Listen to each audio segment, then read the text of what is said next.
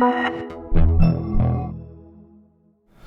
this website building tutorial, we're just going to give you a quick tip on links and URLs, adding them to different sources on the page.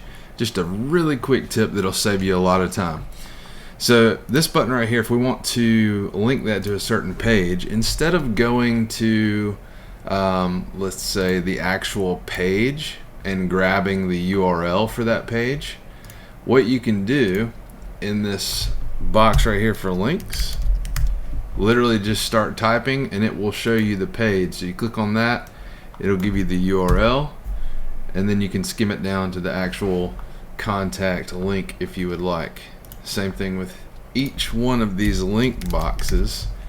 You can literally just start typing and skim it down to the contact if you would like. So this is just a really quick tip if you're trying to look up the pages that you have built on the site and get them linked up to each one of the elements on your page. So as you're building any links that do not have a link, in this box just start typing for the page and it will literally reveal the link for you able to click and put it in there to link those elements to the other pages. So just a really quick tip on how to link up certain elements to different URLs on your website.